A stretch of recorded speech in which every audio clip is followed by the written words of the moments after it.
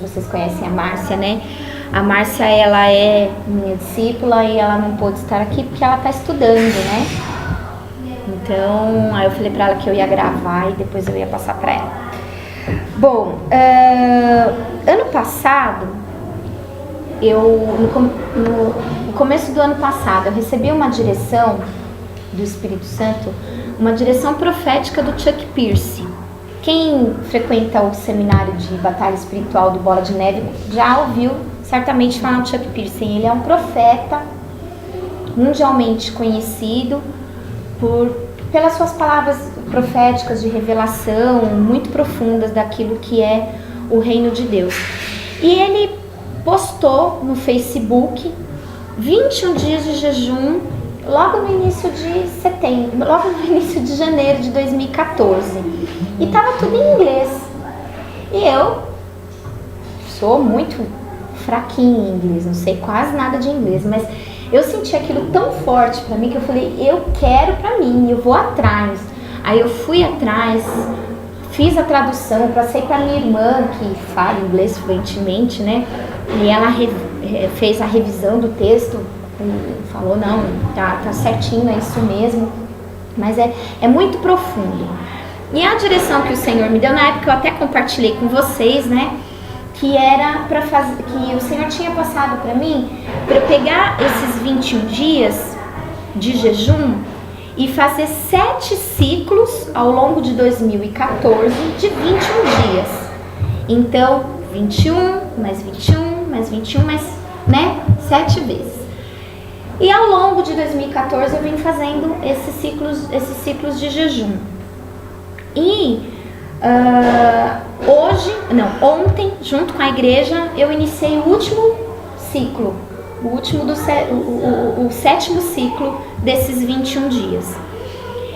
E quando foi em agosto do ano passado, num momento com mais calma eu conto pra vocês como é que foi, mas numa Arapuca Santa, eu fui pra Itu levar o meu filho mais velho para uma balada, que era aniversário dele.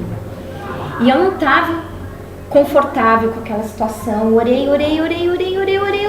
muito, pedindo para o Senhor que, né, tirar do coração dele para dar tudo errado, que eu não queria ir. E pelo contrário, a coisa foi se confirmando cada vez mais. Até que eu fui. E o Senhor deu a seguinte direção. Acho que eles estão mexendo umas cadeiras que estão quebradas ali atrás. O Senhor deu a seguinte direção: você vai com o Adriano e vai procurar um lugar que tenha vigília, que esteja acontecendo uma vigília, porque eu ia levar ele para a balada e ia ficar durante o período e depois eu voltava com ele. Falei, amém, então vou procurar uma balada. E procura no Google nada. Falei, gente, não existe balada, não existe vigília em Itu. Aí quando a gente chegou lá em Itu, é uma avenida bem largona, né? Pra quem vai pra lá e pra quem vem pra cá, uma avenida bem larga, avenida principal, acho que é a principal de lá, né? Aí a gente deixou, a balada era aqui, a gente deixou o Lucas aqui. 50 metros pra frente, do outro lado da avenida, tinha uma Assembleia de Deus que tava um povo lá orando. Mas foi muito engraçado, porque assim, eu deixei o Lucas, aí eu falei, e aí, Senhor, e agora? Aí eu olhei pro lado, eu vi a igreja, aí eu, olha lá, o povo tá orando, já era quase meia-noite, não, era 20 para 1 já. Falei, vigília, essa hora o povo orando, é vigília. Aí a gente chegou lá, o pastor veio receber a gente. Não era uma vigília, eles estavam fazendo um culto, uma reunião de oração que era das 11 da noite a 1 da manhã. Mas eles ficaram tão impactados com a nossa visita ali, né? Com a nossa empolgação de querer orar a madrugada inteira enquanto o filho estava na balada, que eles resolveram ficar com a gente lá. Glória a Deus. E aí a gente passou a madrugada lá juntos. Tanto é que deu 4h30 da manhã, meu filho me ligando, mãe, vamos embora. E a gente lá no fogo. Foi muito legal. E nesse dia, o Senhor me usou de uma maneira muito especial. Como Eu nunca fui ousada no espírito como eu fui naquela noite. Eu levei uma palavra de revelação para aquele pastor daquela igreja, que ele parou assim, ele ficou olhando para mim: irmã, para! Que é isso? Eu fiquei 2 horas aqui ajoelhado, chorando na presença de Deus, e tudo que eu orei para ele, você trouxe a resposta do Senhor para minha vida. Amém, glória a Deus. E aí eu estava, né, nessa pegada desse jejum, e aí eu resolvi, eu pedi a palavra, falei: eu quero ministrar vocês nessa palavra, e comecei a ministrar o pessoal daquela igreja. Foi um impacto tão grande na vida deles, que depois eles me convidaram, as mulheres me convidaram para ministrar num chá, né, Lídia? Tá aqui minha testemunha. E aí a gente foi lá de novo para Itu, e eu ministrei no chá lá. Então, assim, foi algo muito impactante. E desde então eu sinto no meu coração de estar compartilhando isso, né, com outras pessoas. E aí eu vim orando durante um tempo: Senhor, com quem é para eu compartilhar? Como que é para eu fazer? E aí o Senhor foi dando a direção. E eu convidei algumas mulheres. Não foram todas que convivem comigo, foram só algumas. Teve até uma pessoa que falou: puxa, mas você não vai convidar fulana? Não vou, porque eu não recebi a orientação do Espírito Santo de chamar aquela pessoa. Então, está aqui quem o Senhor determinou para estar. Amém. Quem o Senhor quer que eu compartilhe essa verdade. O que eu posso dizer para vocês é que é uma palavra de cura, é uma palavra de consolidação, é uma palavra que vem para deixar a nossa casca mais grossa. Amém. Porque o Senhor Jesus, ele falou: no mundo tereis aflições, mas tem de bom ânimo, eu venci o mundo. Amém. Esse tem de bom ânimo é o que é, né? É às vezes o ponto mais difícil de tudo que a gente enfrenta, porque a gente crê que o Senhor é poderoso para fazer infinitamente mais do que nós pensamos ou pedimos ou sonhamos.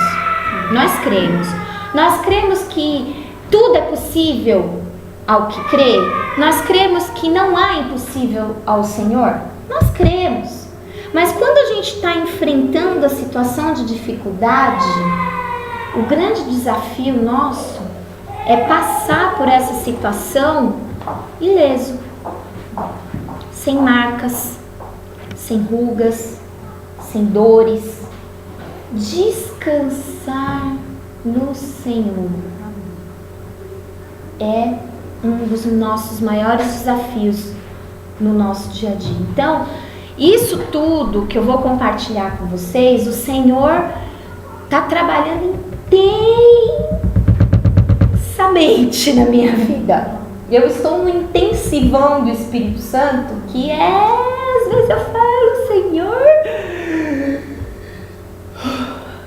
preciso respirar.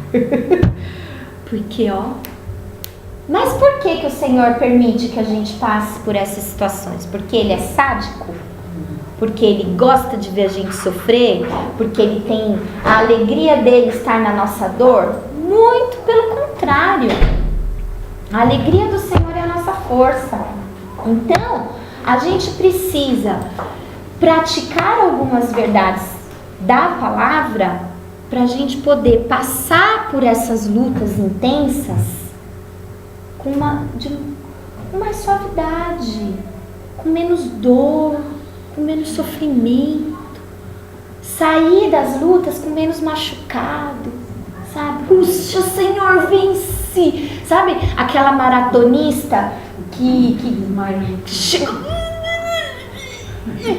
Eu acho que quando Paulo falou que, né, eu venci a carreira, guardei a fé, acho que não era bem essa imagem, né, do vencedor que ele estava trazendo. Não, é chegar lá que nem aquele outro jamaicano lá que vence todas, e acho que se tivesse mais 1000 metros para ele correr, ele estava lá inteirão.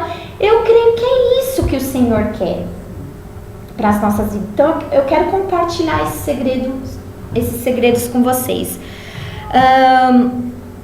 Esse estudo, eu falei: Senhor, como que a gente vai fazer? 7 semanas. Amém. Aí eu achei que eu ia fazer por tópicos como é o jejum. Aí o Senhor falou, não é por tópicos. Então assim, ele tem uma introdução. Eu pedi para vocês lerem o livro de Isaías. O livro de Isaías está baseado no tema desse estudo, tá? Ele tem uma parte introdutória, que é o entendimento desse estudo. Então ele vai aí umas 2 reuniões para fazer esse entendimento do estudo, 2 a 3 reuniões. Depois nós vamos para uma parte que é de guerra, onde nós vamos orar, se posicionar e enfrentar em guerra, em oração, em clamor, aquilo que o Senhor está trabalhando nas nossas vidas e na nossa família.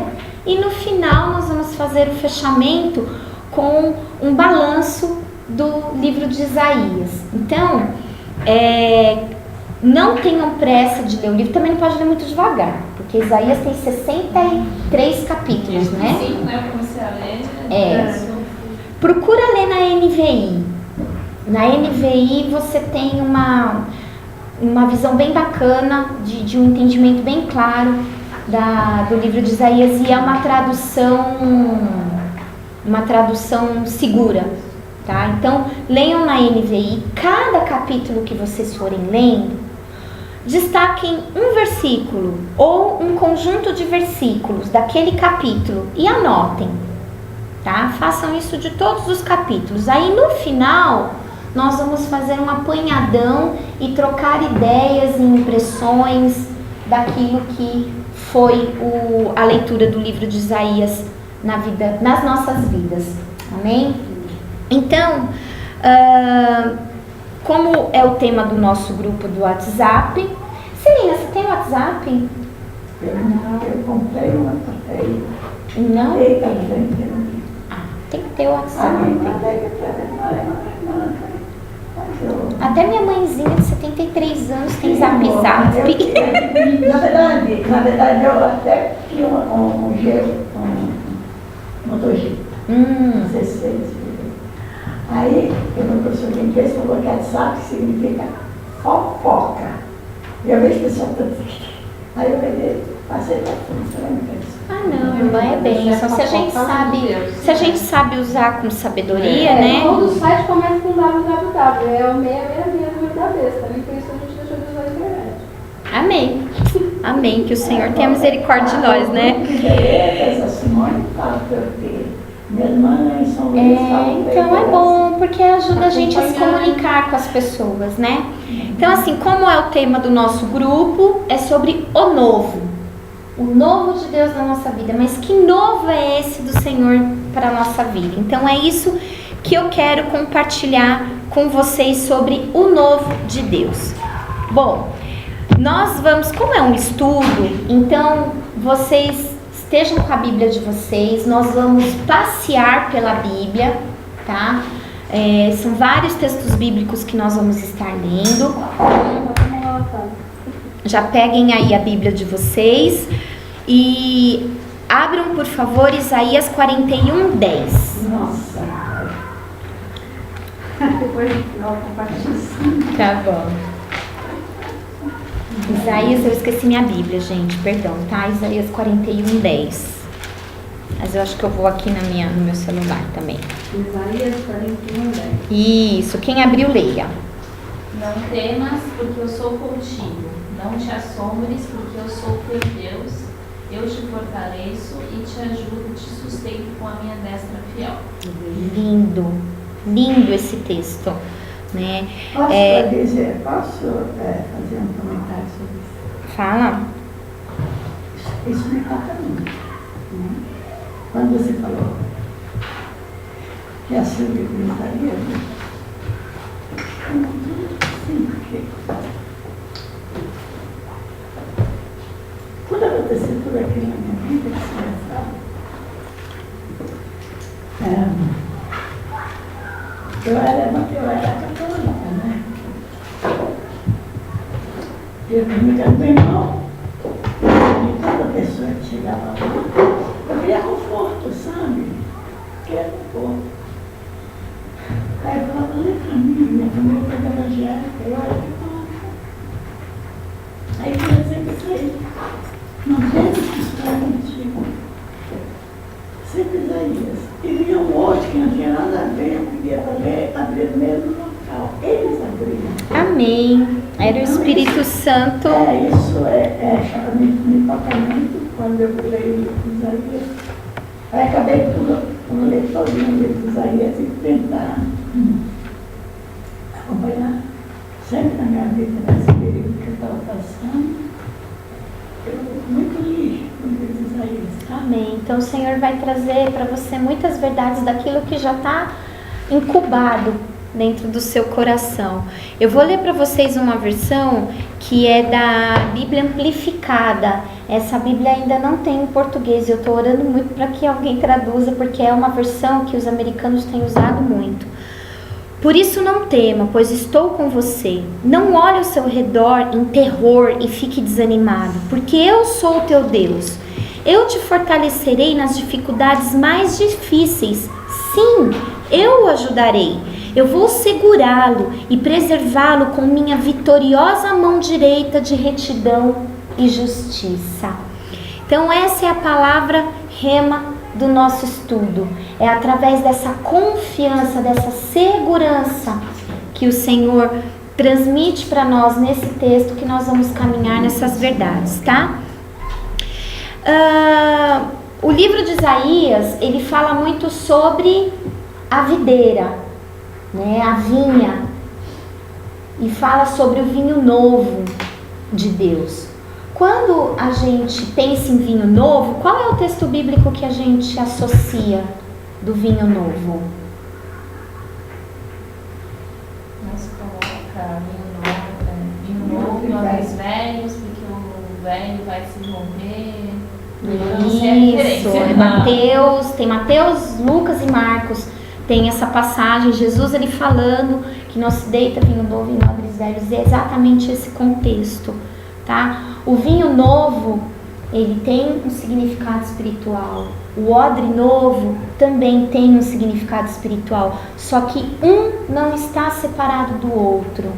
O Senhor quer nos preparar como odres novos para deitar sobre nós o vinho novo. E o odre, ele é também um vaso, né? Ele representa um vaso. E o Senhor, nesse texto, nesse estudo do Chuck Pierce, ele fala que o Senhor quer nos tornar vasos blindados. O odre, ele representa a alma, que vai receber a verdade do Espírito. Então, se nós tivermos uma alma blindada, uma alma resistente, uma alma cascuda, a gente vai passar por qualquer adversidade sem ser derrubada, sem ser machucada, sem ser ferida. E é isso. Não que nós vamos nos tornar insensíveis, muito pelo contrário.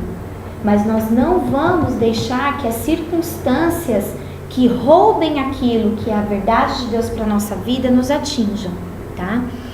Então o Chuck Pierce fala assim: deixe o Senhor fazer um novo trabalho em seu espírito para blindá-lo das circunstâncias ao seu redor. Eu quero compartilhar com vocês um filme.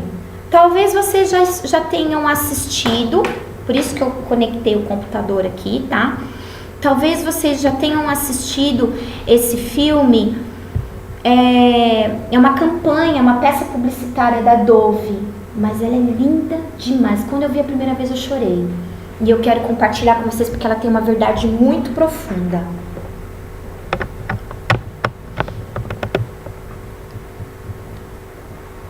Contempla essa cadeira.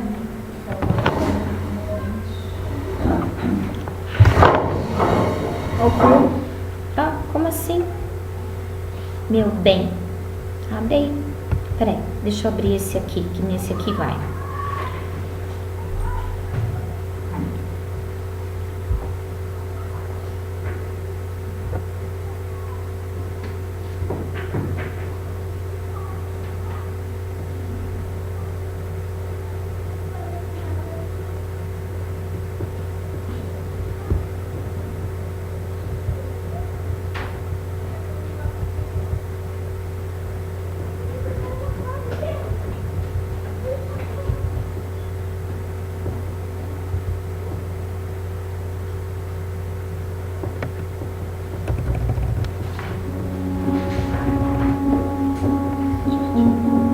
always thought people were so cute when they have the little cheeks and they're like rosy, but mine are pretty plain. If I was gonna change Dá one pra feature vocês about lerem? my face, I would say that I would want fuller lips. Quer que leia? I'm definitely a person that looks tired when I'm tired, and when people say that, I immediately am like, oh man. I'm starting to already get little crow's feet and stuff, which like my mom had, so yeah. I'm a forensic artist. I was trained at the FBI Academy in 1993 in composite art.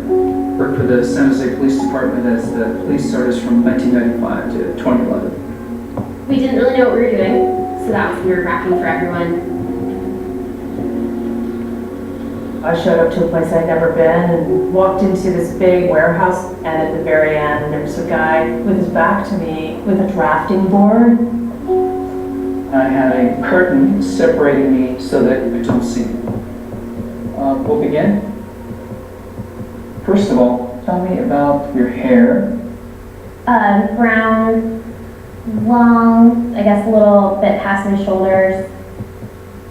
Your jaw. My mom told me I had a big jaw. Yeah, the brown eyebrows, dark brown eyebrows. I didn't know what he was doing, but then I could tell after several questions that he was drawing me. Tell me about your chin. I guess I don't really compare it to anyone else's chin, but especially when like I smile, I just feel like it kind of protrudes a little bit. What would be your most prominent feature?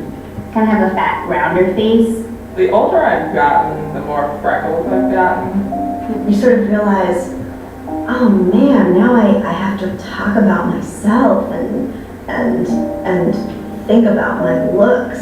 I'm 40, so I'm starting to get a little bit of the crow's feet thing going on. Once I get a sketch, I say thank you very much, and then they leave. I don't see them. I still didn't know. All I had been told before the sketch was to get friendly with this other woman, Chloe. Today I'm going to ask you some questions about a person you met earlier, and I'm going to ask you some general questions about their face. She was thin, so you could see her Pela cheekbones. perspectiva de outra And her pessoa. chin was a nice, thin chin. The women were really critical about molds or scars or things like that, and yet they were describing just a normal, beautiful person. She had nice eyes. They lit up when she spoke and were very expressive. The length of the nose, what is that like?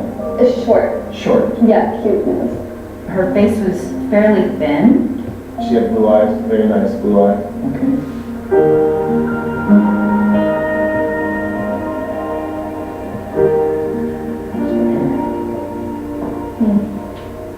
So this is your self-described image? Esse é ela se descrevendo. Somebody else described E esse é a you. pessoa que ela conheceu mais cedo.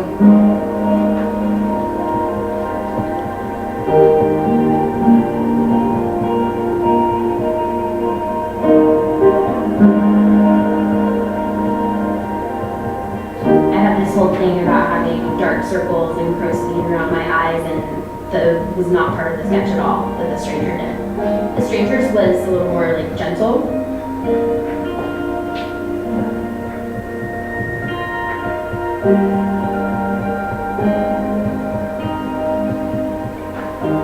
Olha como ela se via.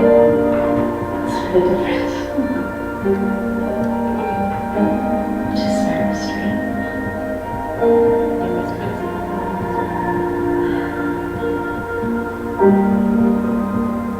She looks closed off and fatter. She just looks kind of shut down. Sadder too. The second one is more I beautiful. think they're catching more of that from you. Yeah. She looks more open and friendly and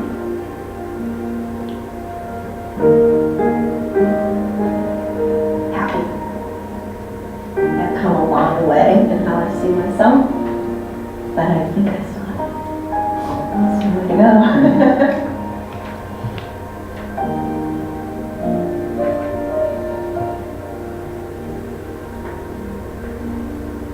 have some work to do on myself. Do you think you're more beautiful than you say? Yeah.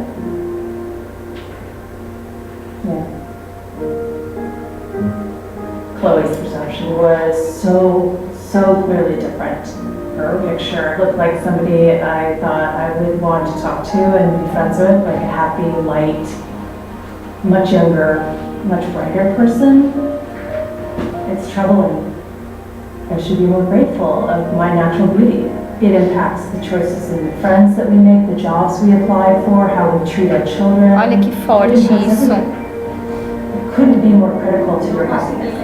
Eu vou voltar. Essa parte ela é muito forte, o que ela fala. Treat our Ó, children. e isso afeta a maneira como nós nos vemos.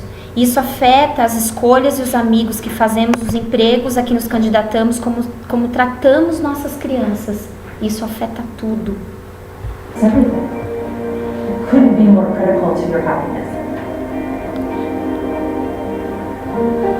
Our self-perceptions are generally kind of harsh and unbecoming when really that's not how the world sees us. We spend a lot of time as women analyzing and trying to fix the things that aren't quite right, and we should spend more time appreciating the things that we do like.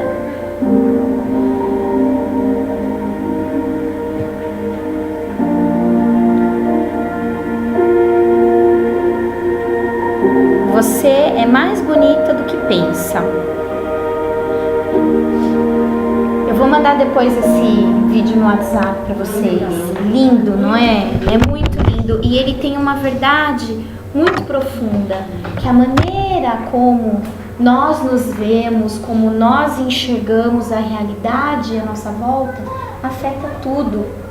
Então, é isso que o Senhor quer transformar nas nossas vidas. A maneira como nós enxergamos o que acontece em nós e ao nosso redor.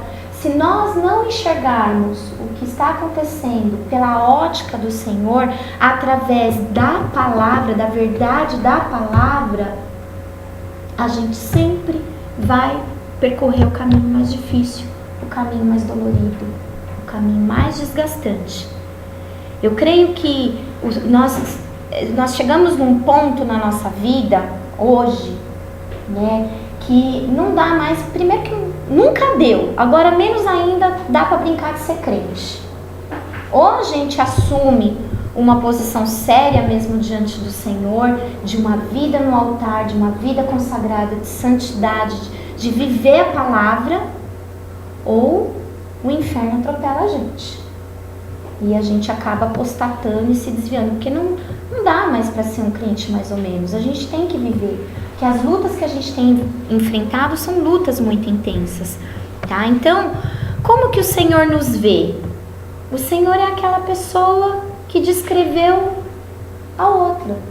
O Senhor nos vê de uma maneira diferente. A situação ao qual nós estamos enfrentando, o Senhor enxerga de uma outra maneira. Não é a nossa maneira, não é a nossa perspectiva, não é, definitivamente. Então essa é uma verdade que a gente tem que absorver na nossa vida. A forma como Deus enxerga a situação que nós estamos enfrentando não é a mesma maneira que nós enxergamos, amém?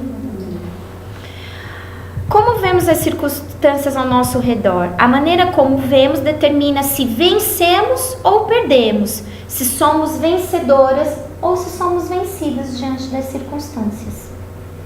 A maneira como nós vemos e como nós nos posicionamos, tá? Então, abram aí Mateus 9, de 14 a 17.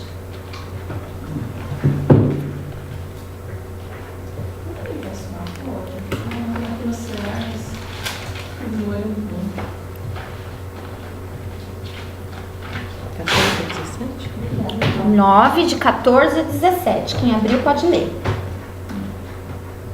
Vieram depois os discípulos de João e lhe perguntaram: por que jejuamos nós e os fariseus muitas vezes e teus discípulos não jejuam? Respondeu-lhes Jesus: podem acaso estar tristes os convidados para o casamento, enquanto o noivo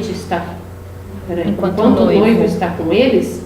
Dias virão, contudo, em que lhe será tirado o noivo, e nesses dias hão de jejuar? Ninguém põe remendo de pano novo em veste velho, porque o remendo tira parte da veste e fica maior a rotura. Ninguém se põe vinho novo em odres velhos, do contrário, rompe-se os odres, derrama-se o vinho e os odres se perdem. Mas põe-se vinho novo em odres novos, e ambos se conservam. Amém? Então, esse foi o texto, né, que a Carol comentou sobre o vinho novo. Então, aqui está falando que não se põe um pedaço de pano novo numa veste velha, porque senão o rasgo da veste velha vai se tornar maior. E nem se deita vinho novo em odre velho. Eu estava assistindo uma pregação do pastor Luciano Subirá esses dias, que eu amo muito, acho que foi até a mesma que você assistiu, Carol, em que ele fala de um amigo dele, que é um pastor que é missionário lá na Índia. E esse pastor falando que na Índia, a Índia é o berço das maiores, de uma das maiores religiões. Então, o islamismo, o budismo, o hinduísmo, é tudo berço lá na Índia, né? E o hinduísmo é muito forte lá. E o hinduísmo, ele prega o quê? As castas. Você nasceu assim, você vive assim, você morre assim. E eles combatem veementemente religiões que pregam a conversão. Então, eles combatem de frente quem? Os islamistas, né? Os muçulmanos e os cristãos, porque são duas religiões que pregam a conversão. E ele falando da dificuldade muito grande de se converter as pessoas lá na Índia. Mas, olhando por um outro lado, a religião que mais cresce lá na Índia, qual que é? O islamismo. Puxa, então por que o Islã consegue converter e o cristianismo não? E o pastor Luciano fez essa pergunta para o amigo dele. Ele falou assim, é muito simples de responder. Porque quando a pessoa ela se converte ao islamismo, ela entra de cabeça no islamismo e ela se converte totalmente, ela se torna parte do Islã e ela é aquilo. E o Islã falou, ajoelha 3 vezes por dia, põe a cara no pó e reza. Eles fazem isso. Agora no cristianismo não. O que as pessoas fazem? O cristianismo tem essa e essa e essa verdade. Essa serve pra mim. Essa daqui não serve muito não. Essa daqui serve. Essa aqui eu vou pegar pra mim. Essa daqui, deixa quieto que essa aqui não serve. Então, as pessoas ficam o quê? Se vestindo de remendos. Pega o novo e dá uma remendada no velho. Ao invés de arrancar o velho e se vestir completamente do novo. Então, como que a gente vai ter novidade de vida com o Senhor se a gente não deixa totalmente para trás as características do velho homem? Que é aquele velho homem que não tem o domínio do Espírito Santo na vida dele, não tem o fruto do Espírito Santo na vida dele. Então, para a gente poder receber o vinho novo do Senhor, o novo do Senhor na nossa vida, a gente tem que se despir do velho, das nossas concepções, dos nossos achismos, da maneira como a gente encara as situações, tá? Aqui falando então que isso permitirá que o seu vaso seja preparado para o derramamento do vinho novo, que é a revelação do Espírito Santo para o futuro dele na sua vida. Então, aquilo que você almeja no seu futuro, a revelação do Espírito Santo para o seu futuro, está na forma como você vai receber essa revelação. Como que você está preparando o teu espírito para receber essa revelação? Você quer receber de continha, de conta-gotas? Uma gotinha aqui, uma gotinha ali? Ou você quer ser abundante nessa revelação para viver a plenitude daquilo que o Senhor tem para a sua vida? Amém? Então, consegui me entender? Se não entenderem, por favor, levantem a mãozinha que eu explico de novo, tá? Isso aqui, então, é uma palavra, isso que eu vou ler agora é uma palavra profética do Chuck Pierce dentro desse estudo. Há uma palavra profética que continua falando e que diz: separe-se, entre no jardim do Senhor e experimente o vinho novo. Há muitas contendas e muitas guerras pela frente nas áreas da criatividade e riqueza. Deus nos diz que podemos criar riqueza. Eu sinto que nós precisamos orar, não apenas para a transferência de riqueza, mas para o poder criativo para gerar, para criar riqueza. Que riqueza que é essa que ele está falando? Vamos ver o que a palavra fala sobre riqueza? Alguém abre em Provérbios 8 e vamos ler o capítulo todo.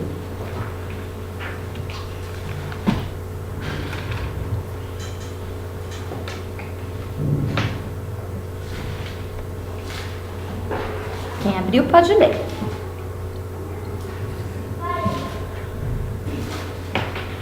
Eu esqueci de trazer a água.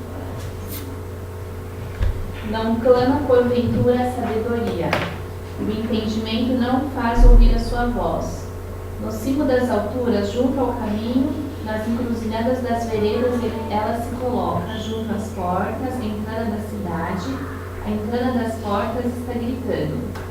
A vós outros, ó homens, clamo, e a minha voz se dirige aos filhos dos homens. Entendei, ó simples, a prudência, e vós, nécios, entendei a sabedoria. Ouvi, pois, falarei coisas excelentes. Os meus lábios proferiram coisas retas, porque a minha boca proclamará a verdade, os meus lábios abominam a impiedade. São justas todas as palavras da minha boca, não há nelas nenhuma coisa torta nem perversa. Todas são retas para quem as entende e justa para os que acham conhecimento. Aceitai o meu ensino e não a prata e o conhecimento, antes do que o ouro escolhido, porque melhor é a sabedoria do que joias, e de tudo o que se deseja, nada se pode comparar com ela. Eu, a sabedoria, habito com a prudência e disponho de conhecimentos e de conselhos. O temor do Senhor consiste em aborrecer o mal, a soberba, a arrogância, o mau caminho e a boca perversa, eu os aborreço. Meu é o conselho e a verdadeira sabedoria. Eu sou o entendimento, minha é a fortaleza. Por intermédio reinam os reis e os príncipes decretam justiça. Por meu intermédio governam os príncipes, os nobres e todos os juízes da terra. Eu amo os que me amam, os que me procuram me acham. Riquezas e honra estão comigo, bem duráveis e justiça. Melhor é o meu fruto do que o ouro refinado, e o meu rendimento melhor do que a prata escolhida. Ando pelo caminho da justiça, no meio das veredas do juízo, para dotar de bem os que me amam e lhe encher os tesouros. O Senhor me possuía no início de sua obra, antes de suas obras mais antigas. Amém. Desde a eternidade fui estabelecida. Desde o princípio, antes do começo da terra, antes de haver abismos, eu nasci. E antes ainda de haver fontes carregadas de água, antes que os montes fossem firmados, antes de haver outeiros, eu nasci. Ainda ele não tinha feito a terra, nem as amplidões, nem sequer o princípio do pó do mundo. Quando ele se preparava os céus, aí estava eu. Quando traçava o horizonte sobre a face do abismo. Quando firmava as nuvens de cima. Quando estabelecia as fontes do abismo. Quando fixava ao mar o seu limite, para que as águas não transpassem os seus limites. Quando compunha os fundamentos da terra, então eu estava com ele, e eu era seu arquiteto. Dia após dia, eu era suas delícias, folgando perante ele em todo o tempo, regozijando-me do seu mundo habitável e achando as minhas delícias com os filhos dos homens. Agora, pois, filhos, ouvi-me, porque felizes serão os que guardarem os meus caminhos. Ouvi o ensino, sede sábios e não rejeiteis. Feliz o homem que me dá ouvidos, velando dia a dia as minhas portas, esperando as ombreiras da minha entrada. Porque o que me acha a vida e alcança o favor do Senhor. Mas o que peca contra mim violenta a própria alma. Puxa. Todos os que me aborrecem amam a morte. Forte, né? Eu tinha lido, mas... Então, voltando aqui, nessa perspectiva da riqueza, qual é a riqueza que vem do Senhor para as nossas vidas? A sabedoria. A sabedoria é a riqueza do Senhor. Então, a sabedoria, um dos significados dela no original hebraico é habilidade. Então, quando a gente adquire sabedoria, a gente adquire habilidade espiritual para lidar com tudo, com todos, em todas as circunstâncias e em todos os momentos. Então essa é a maior riqueza que o Senhor Ele quer transferir para nós. Uma das grandes riquezas, né? Não é a maior, não é a única. Existem muitas outras riquezas, mas uma das principais é a sabedoria. E não é a sabedoria humana, é a sabedoria do Senhor. Amém? Aí então, continuando nessa revelação do Chuck Pierce, portanto, eu acredito que se nos concentrarmos em invadir o novo, então vamos ver muita coisa nova romper. É hora de avançar para o novo. Então, qual é o desafio do Senhor para a nossa vida? É termos atitudes novas, termos atitudes diferentes, termos reações diferentes de sabedoria diante das circunstâncias. Se nós, por vezes, temos sofrido diante de uma circunstância que se repete, que se repete, que se repete na nossa vida, então nós temos que mudar a nossa maneira de agir e reagir. Ah, mas o problema é o outro. Ah, mas o problema, né? Não, nós temos que mudar. É isso que o Senhor espera de nós, uma atitude nova, uma atitude diferente diante dessas circunstâncias. Então, é hora de avançarmos para o novo. Jesus declarou o novo. Mateus 20, de 1 a 16. Quem pode abrir? Aí outro, então eu vou pedir assim, ó. Ana, abre Mateus de 20, capítulo 20, de 1 a 16. Lidiane, Mateus 21, de 28 a 32. Carol, João 15, de 1 a 11. Então, Cris, pode começar. O reino dos céus é semelhante a um dono de casa que saiu de madrugada para assalariar trabalhadores para sua vinha. E tendo ajustado com os trabalhadores um denário por dia, mandou-os para a vinha. Saindo pela terceira hora, viu na praça outros que estavam desocupados, e disse-lhes: Ide vós também para a vinha, e vos darei o que for justo. Eles foram. Tendo saído outra vez, perto da hora sexta e da nona, percebeu da mesma forma, e saindo por volta da hora um décimo, encontrou outros que estavam desocupados, e perguntou-lhe: Por que estivestes aqui desocupados o dia todo? Respondeu-lhe: Porque ninguém nos contratou. Então lhes disse ele: Ide também vós para a vinha. Ao cair a tarde, disse o senhor da vinha ao seu administrador: Chama os trabalhadores e paga-lhes os salários, começando pelo último e indo até os primeiros. Vindo os da hora um décimo, recebeu cada um deles um denário. Ao chegarem os primeiros, pensaram que receberiam mais, porém também esses receberam um décimo cada um. Mas, tendo recebido, murmuraram contra o dono da casa, dizendo: Estes últimos trabalhadores, apenas uma hora, contendo os igualestes a vós que suportaram a fadiga, o calor do dia. Mas o proprietário, respondendo, disse a um deles: Amigo, não te faço injustiça. Não combinaste comigo um denário. Toma o que for teu e vai-te, pois quero dar a este último tanto quanto a ti. Porventura, não me é lícito fazer o que quero, o que é meu? Ou são maus os teus olhares, porque eu sou bom? Assim os últimos serão os primeiros, e os primeiros serão os últimos, porque muitos são chamados, mas poucos são os escolhidos. É Mateus 20, de 1 a 16. Esse texto, né, é sobre o dono da vinha que sai arrebanhando os trabalhadores. Então tem aqueles que começam às 8 da manhã, estão lá na labuta cedinho, aí depois pegam mais um grupo de trabalhadores às 9, aí outro ao meio-dia, aí outro às 5 horas da tarde. E ele paga para cada trabalhador um dia de trabalho, que é o denário. E aí, aqueles que chegaram às 5 da tarde, quando foi 6 horas, foram dispensados e receberam um denário.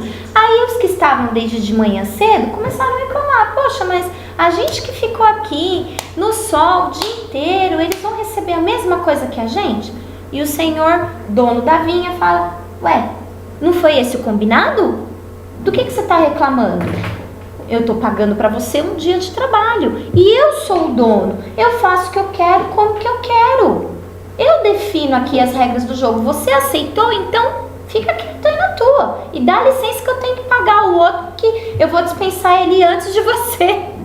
Então, essa parábola, Jesus está falando que Ele é Senhor absoluto. Tá? Ele é Senhor absoluto. A vinha, a videira, Jesus ele usa como uma analogia pelo reino de Deus. Então, vamos, né, colocar aqui, nós somos as trabalhadoras da vinha. Eu tô nessa vinha desde que eu nasci. A Paula chegou não faz muito tempo. A Lidiane chegou semana passada. E essa paga que o Senhor vai dar para essa vinha, para esse trabalho, é a vida eterna. Existe uma vida eterna maior do que a outra? Ela é única. Então, o Senhor chama todos para trabalharem nessa vinha. Chama todas nós para sermos trabalhadoras dessa vinha. Então, nós não vamos para a igreja, nós não temos discipulado, nós não participamos de seminários e eventos apenas para o nosso próprio benefício. Nós temos que ter o foco no reino. Então, aquilo que o Senhor está trabalhando hoje na sua vida não é algo final. Trabalhou e pronto, acabou. Não, é algo que você vai influenciar outras pessoas, outras mulheres, pessoas que estão à sua volta, a serem transformadas da mesma maneira que você. Eu, há 2 anos e meio atrás, eu tinha o desejo, mas eu não tinha condições nenhuma de estar compartilhando com vocês da maneira como eu estou compartilhando hoje. Apesar de já vir de um discipulado, a Silvia, né, foi minha discípula, né, lá na Filipinas, tudo. Então, ela vivenciou muito. Eu fazia aquela coisa assim, era luta, era difícil, era suado, era sofrido, mas eu tava lá. Teve uma hora que eu não aguentei. Joguei tudo pro alto, acabou. Porque eu não tinha estrutura. O novo que o Senhor derramou na minha vida, rasgou. Porque as minhas vestes, o meu odre estava com remendo. O meu odre velho não aguentou. Então hoje eu creio que eu ainda estou no processo, mas muito mais mergulhada naquilo que é a transformação diária do Senhor na minha vida. Amém? Amém. Mateus 21, 28, 32. E que vos parece? Um homem tinha 2 filhos. Chegando-se ao primeiro, disse: Filho, vai hoje trabalhar na vinha. Ele respondeu: Sim, senhor. Porém não foi. Dirigindo-se ao segundo, disse-lhe a mesma coisa, mas este respondeu: Não quero. Depois, arrependido, foi. Qual dos 2 fez a vontade do pai? Disseram: O segundo. Declarou-lhes Jesus: em verdade vos digo que publicanos e meretrizes vos precedem no reino de Deus, porque João veio a vós, outros no caminho da justiça, e não acreditaste nele, ao passo que publicanos e meretrizes creram. Vós, porém, mesmo vendo isto, não vos arrependestes, afinal, para acreditardes nele. Essa palavra, essa parábola que Jesus usou sobre os dois filhos,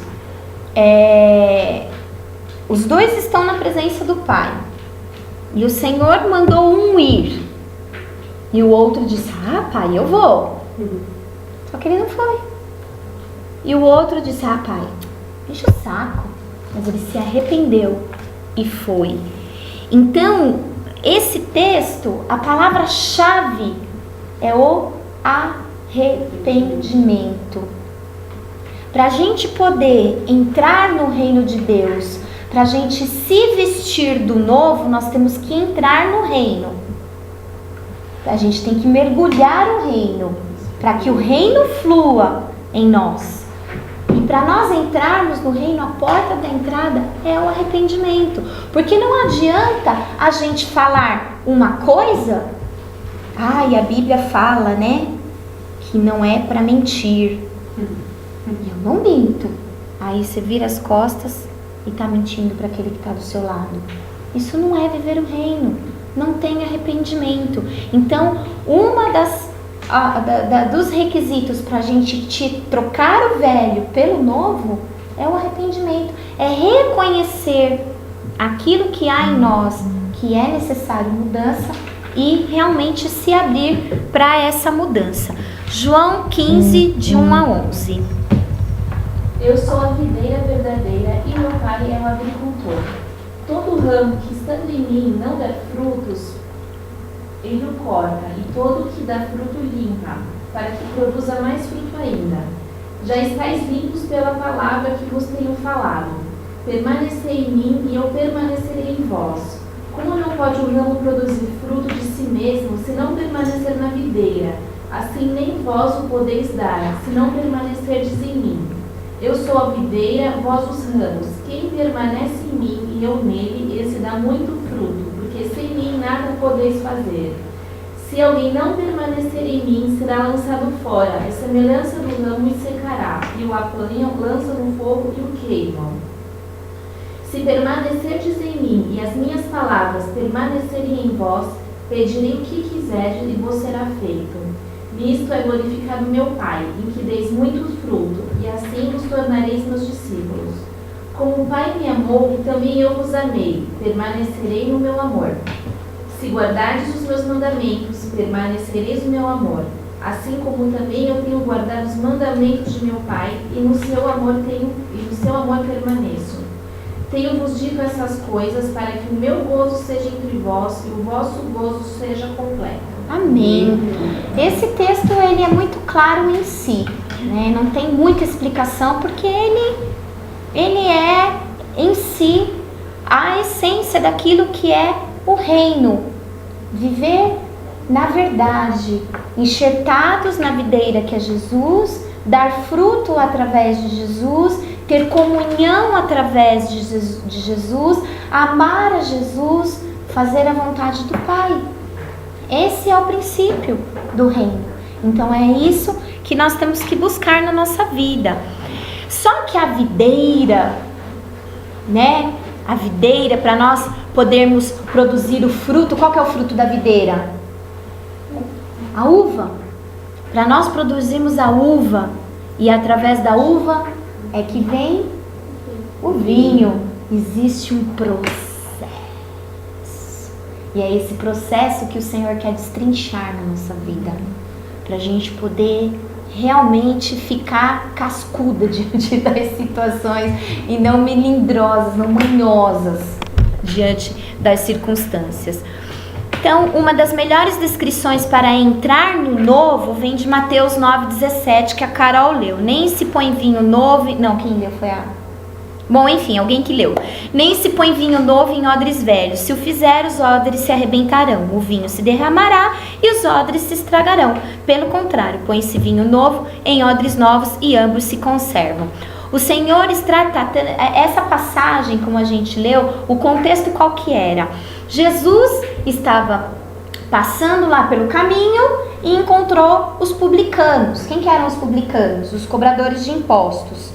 E quem é que estava lá cobrando imposto? Mateus. Aí Jesus falou, vem, eu vou comer na sua casa.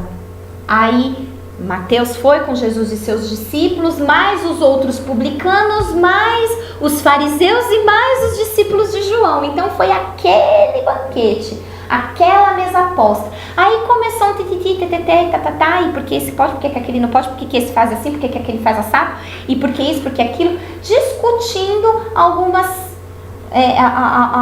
legalidades. E a discussão principal qualquer era sobre o jejum. Por que os discípulos de João Batista jejuam e os seus não jejuam? Falando isso para Jesus. Por quê? Aí Jesus, ele respondeu da seguinte maneira, né? Porque que aqui o Chuck Pierce, ele fala assim, o Senhor está tratando os discípulos de João, porque eles estão questionando os métodos que ele, Jesus, está usando para treinar seus discípulos. Qual foi a resposta de Jesus? Onde já se viu as pessoas jejuarem enquanto o noivo está junto deles? Enquanto o noivo permanecer junto, eles não têm que jejuar, mas depois que o noivo for tirado, Jesus falando sobre a morte dele, aí sim eles precisarão jejuar, porque naquele momento precisava se alimentar do verbo vivo, precisava se alimentar da palavra viva, que era Jesus ali do lado deles. E os discípulos de João Batista estavam preocupados com o quê? Ao invés de ouvir o que João pregou, que era se arrepender-vos porque o que vem depois de mim, eu não sou digno nem de desatar os cadarços da sandália dele, eles estavam preocupados com o quê? Com a aparência, com atitudes religiosas, né? Ai, porque eu tenho que jejuar, ai, porque eu tenho que subir o monte, ai, porque eu tenho... É importante isso na vida do cristão? É fundamental na vida do cristão. Mas se não tiver aquilo que é a verdade do Senhor na nossa vida, é em vão. É em vão. Então, o que ele faz? Ele faz a analogia de colocar um remendo em roupa velha e colocar vinho novo em um odre velho. Também vemos a graça do Senhor no presente, porque Ele quer preservar o velho enquanto Ele desenvolve o novo. O que o Senhor está falando com isso? Que nós temos atitudes velhas. E não adianta que essas atitudes, elas, 99% das vezes, elas não vão sair da nossa vida da noite para o dia. Então, existe um desenvolvimento do odre novo na nossa vida. Então, ele não vai excluir o velho até que o novo seja pleno. Então, o que o Senhor está falando? Tem coisas na sua vida, na minha vida, na sua vida, que Ele vai tirar, mas não vai ser de uma maneira dura, vai ser de uma maneira suave, porque Ele conhece a nossa limitação. Então Ele vai de uma maneira tranquila. Ele desenvolve o novo. Ele também está dizendo aos discípulos de João,